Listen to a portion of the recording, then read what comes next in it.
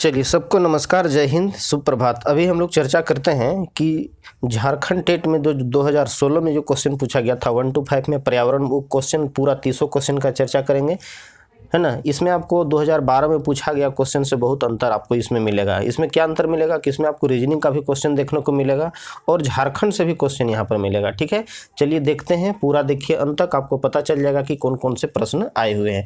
और यदि आपको 2016 का भी 2012 का भी क्वेश्चन देखना है तो वीडियो को अंत तक देखिएगा।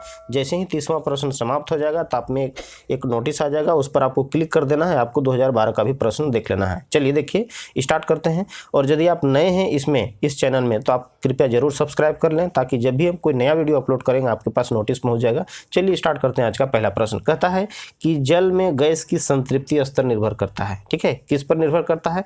ताप पर निर्भर करता है, या फिर उस गैस की वायुमंडलीय सांद्रण पर निर्भर करता है, या जल की आपेक्षिक विलेयता पर निर्भर करता है।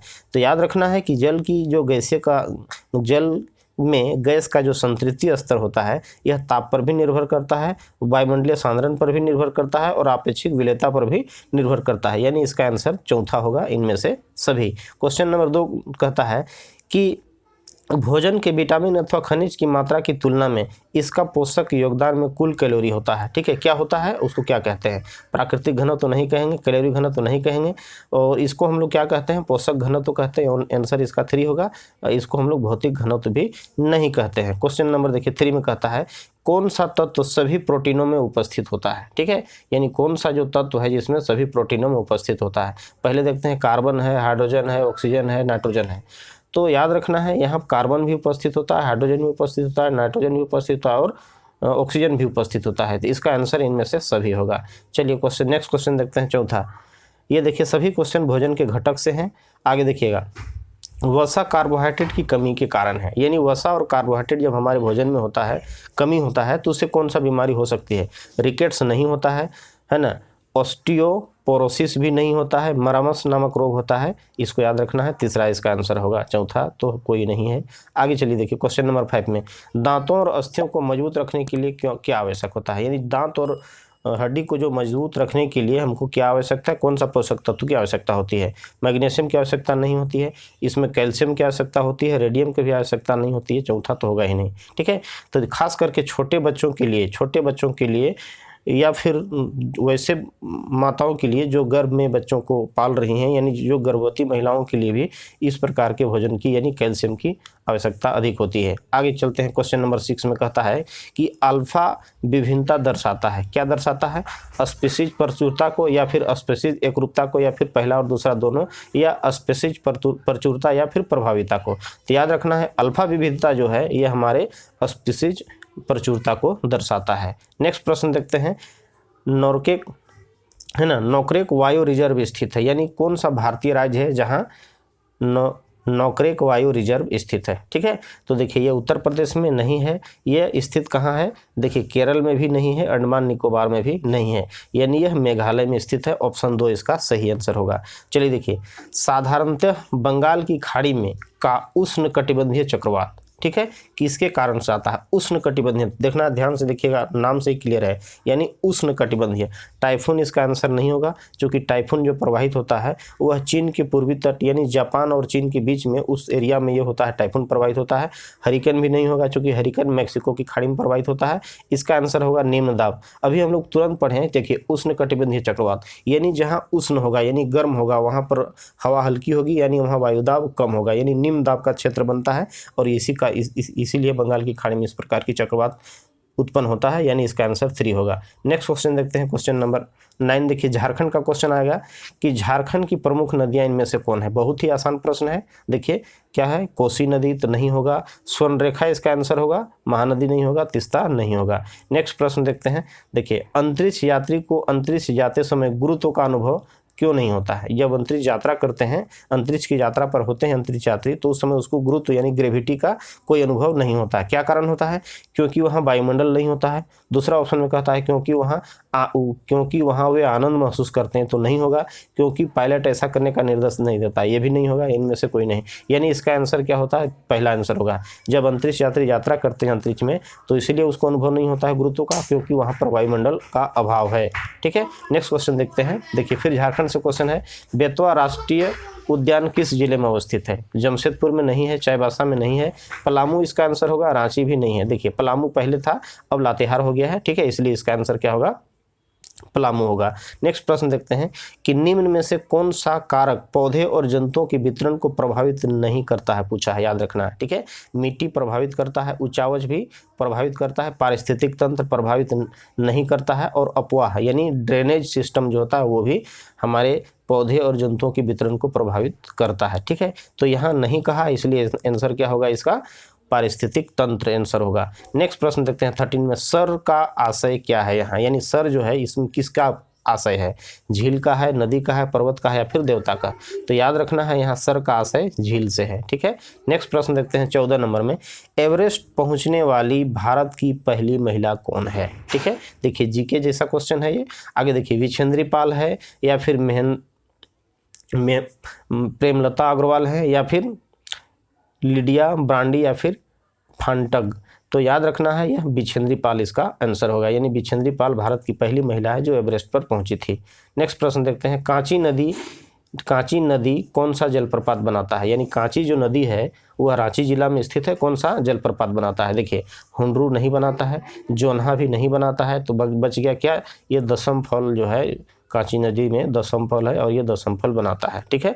चलिए नेक्स्ट प्रश्न देखते हैं 16 नंबर में, जल का शुद्धिकरण, यहाँ खाली जगह दिया हुआ है, कौन सा रासायनिक से हो सकता है? ठीक है, यानी हाइड्रोजन से नहीं होता है, पारा से नहीं होता है, अम्ल से नहीं होता है, ठीक है। ये क्या होता है? पोटासियम परमैंगनेट जो है जल को शुद्ध करने के लिए इसका उपयोग किया जाता है, इसलिए आंसर इसका क्या होगा?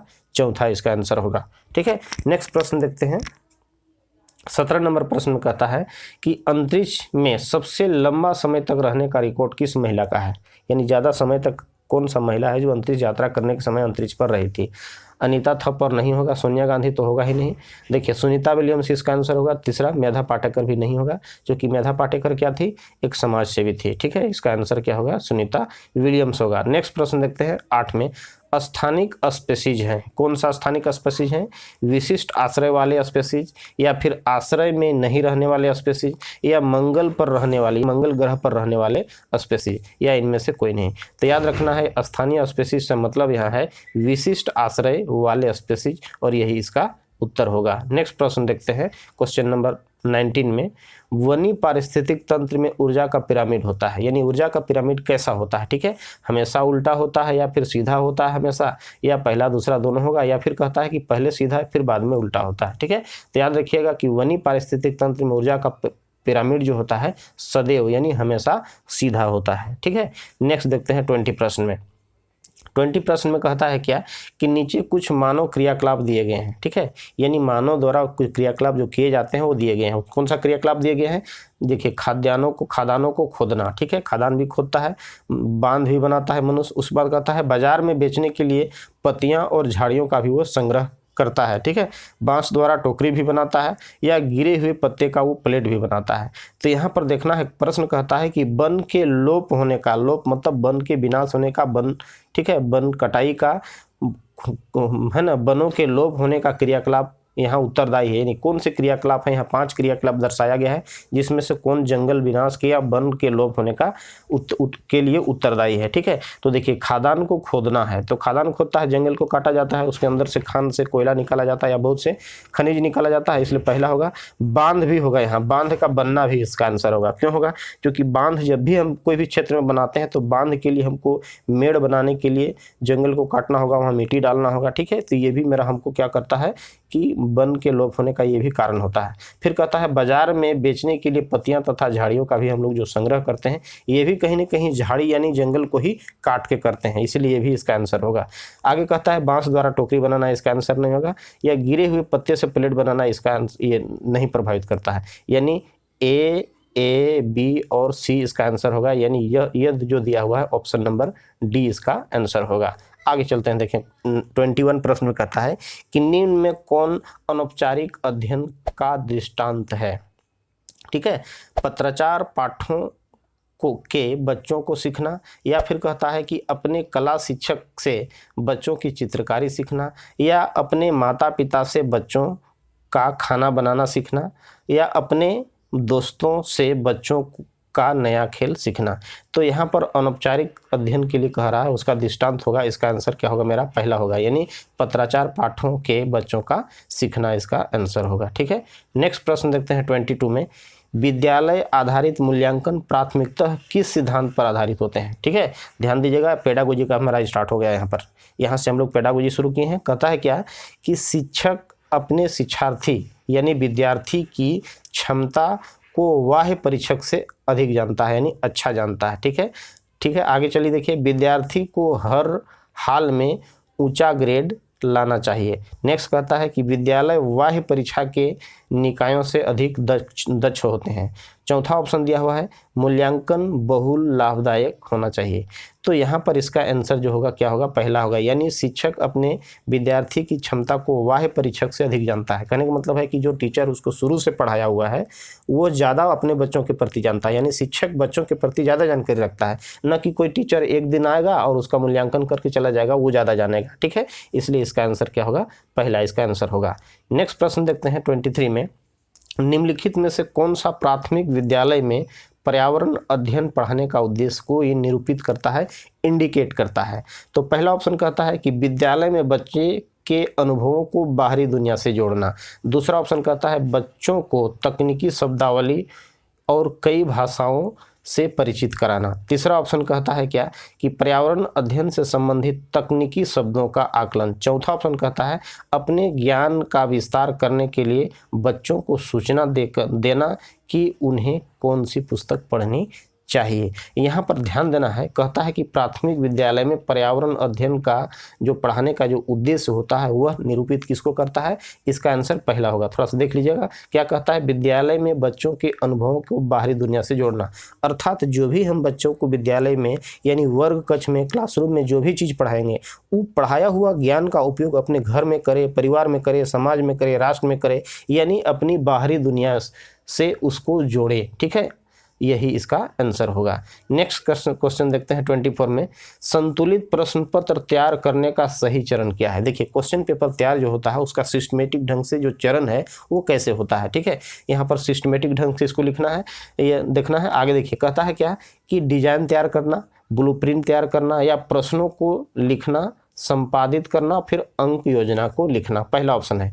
दूसरा में कहता है कि डिजाइन तैयार करना, प्रश्न लिखना, योजना, अंक योजना तैयार करना, फिर ब्लूप्रिंट मेल करना। ठीक है, करना। आगे देखिए, प्रश्न लिखना, संपादन करना, ब्लूप्रिंट से मेल करना, अंक योजना लिखना। चौथा ऑप्शन कहता है प्रश्न लिखना, ब्लूप्रिंट तैयार करना, डिजाइन से मेल करना, फिर अंक योजना तैयार करना। तो यहाँ पर देखिए, जो हमारा जो सबसे पहला काम है, जब प्रश्न पत्र तैयार करते हैं तो उसका सबसे पहला काम जो होता है डिजाइन तैयार करना। ठीक है, तो इसलिए देखिए डिजाइन तैयार करना पहला और दूसरा में ही ऑप्शन में दिया हुआ है, यानी तीसरा और चौथा तो सबसे पहले हटा दीजिए, उसका कोई जरूरी नहीं, क्योंकि वो कभी हो ही नहीं सकता है। आगे देखते हैं, डिजाइन तैयार करने के बाद हमको जो आता है वो ब्लूप्रिंट तैयार करते हैं, उसके बाद फिर प्रश्न को लिखते हैं। देखिए, ब्लूप्रिंट तैयार करते हैं, यानी यह किसमें दिया हुआ है, पहला ही में दिया हुआ है, यानी इसका आंसर मेरा क्या होगा, पहला होगा। चलिए 25 प्रश्न में देखिए, मानव भूगोल प्राथमिक मानव पारिस्थितिकी तथा मानव समाज के अध्ययन प्रत्येक की पृष्ठभूमि है, यह कथन कहा गया है। देखिए, ये भूगोल का क्वेश्चन है। ठीक है, मानव भूगोल में यह क्वेश्चन कहा गया था किसके द्वारा, देखिए रेटिजल के द्वारा कहा गया था, या व्हाइट एवं रेनर के द्वारा कहा गया था, या जॉन ब्रूस द्वारा, या फिर बीडल डिला ब्लॉस के द्वारा। तो यह जो परिभाषा दिया गया था, यानी यह जो कथन कही गई थी, यह याद रखिएगा रेटिजल के द्वारा कहा गया था। नेक्स्ट प्रश्न देखते हैं 26 में, विद्यार्थी के क्रियाकलाप प्रभावी होंगे कब, यदि शिक्षक नहीं जानता है कि वह क्यों ऐसा करता है। ठीक है, दूसरा ऑप्शन में दिया है शिक्षक उसकी पाठ्य योजना को पूरा करने के लिए कहे। तीसरा ऑप्शन कहता है कि शिक्षक क्रियाकलाप आधारित शिक्षण के लिए प्रिंसिपल के निर्देशन के पालन करने का भाव दिखाता है, ये नहीं होगा। ठीक है, यानी चौथा ऑप्शन देखिए, वह विद्यार्थी की धारणा को समझने के लिए क्रियाकलाप आधारित शिक्षा में विश्वास करता है। तो यहाँ पर क्या कहता है कि यह सबसे ज़्यादा विद्यार्थी के लिए यह प्रभावी होगा, आंसर इसका चौथा होगा, यानी वह विद्यार्थी की धारणा को समझने के लिए क्रियाकलाप आधारित, ठीक है, शिक्षा में वह विश्वास रखता हो। ठीक, नेक्स्ट देखते हैं 27 में 27 प्रश्न में कहता है कि किसी ईवीएस कक्षा में, ईवीएस कहने का मतलब है कि पर्यावरण की कक्षा में संकल्पना का वर्णन करने के लिए कविता तथा कहानी सुनाना मदद करता है। यानी कविता और कहानी जब हम सुनाते हैं तो वो किस में मदद करता है?